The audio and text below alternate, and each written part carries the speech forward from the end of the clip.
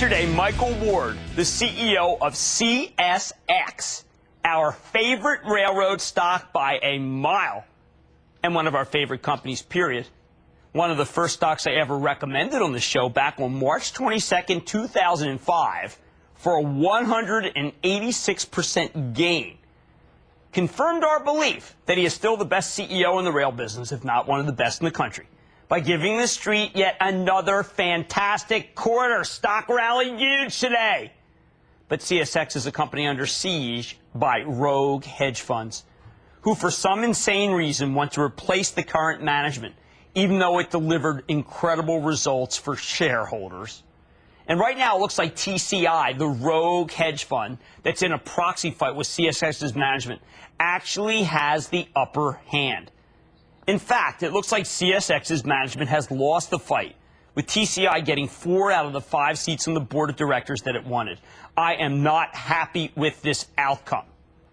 But it does look like this new slate of directors is keeping hedge funds in the stock who would otherwise have left if the activist shareholders lost. It ain't over yet. Final results, July 25th. Irony of ironies, dolts like Kerry Killinger at Washington Mutual get to keep their jobs. And Michael Ward might be fired by a bunch of hedge fund managers who aren't even doing that hot in their own firms.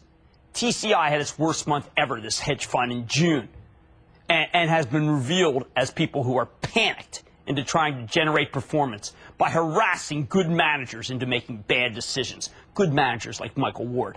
CSX also lost a dispute with DuPont over the rates it's charging for certain small shipments. DuPont's getting lower charges on most of its cases, and it's possible that other customers who procure small shipments may make similar disputes. Still, I think this business has a lot going for it right now. It just met the street's earnings expectations, maintained its full-year guidance. We didn't see that from our favorite Eaton yesterday, did we?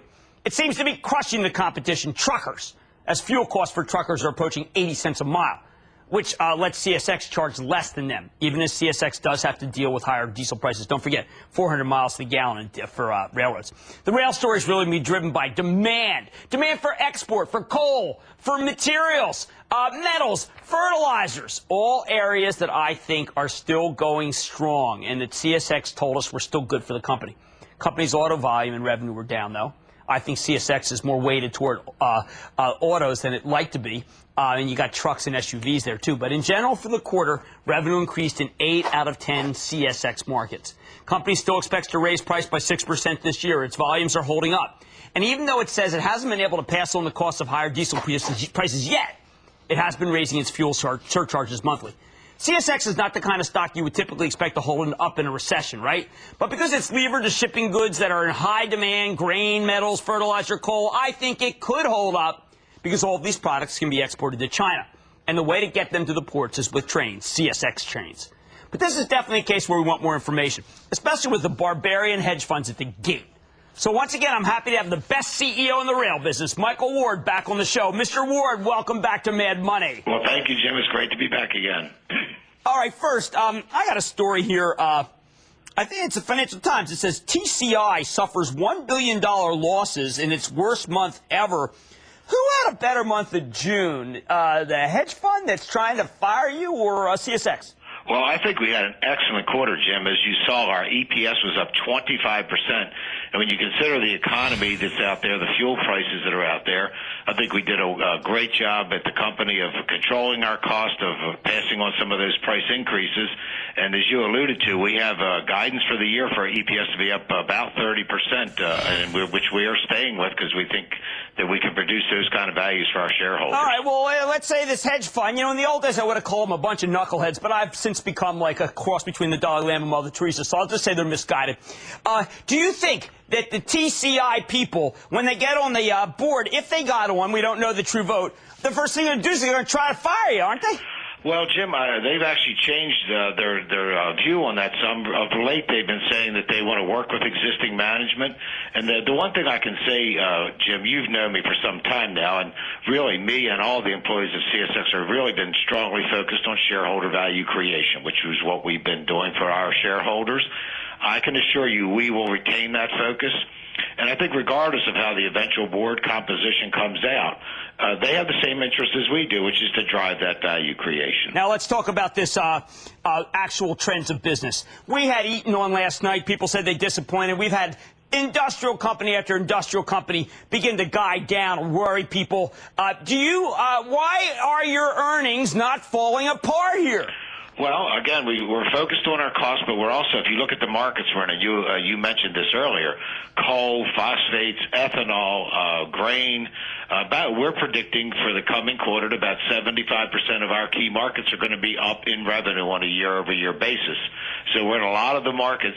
While we do have the exposure to automotive and housing related, they're not as big a portion of the diverse portfolio we have. So these other markets are coming through very well for us. All right, now a lot of people are worried about coal. The coal stocks have been down lately. Coal prices have taken a hit. Are you currently seeing out there any volumes in coal declining? No, Jim. I think what we're actually going to see is utility inventories have been coming down some, and the export demand is still very strong. So I think there's going to be a very robust demand throughout the remainder of this year and even into next year. And if anything, there may be more of an issue of the supply chain, the mines, et cetera, having the capacity to meet all the demand that's out there. Michael, do you still have some contracts where there were incredibly low prices created before the big export boom that are coming due that you can raise prices on? Yes, we do have some contracts that are rolling out that can be renewed, and as you know, the commodity prices have moved up tremendously here in the last year. We're finding that the transportation sector gets to enjoy some of that strong demand as well. So we don't have to worry about that DuPont decision, right?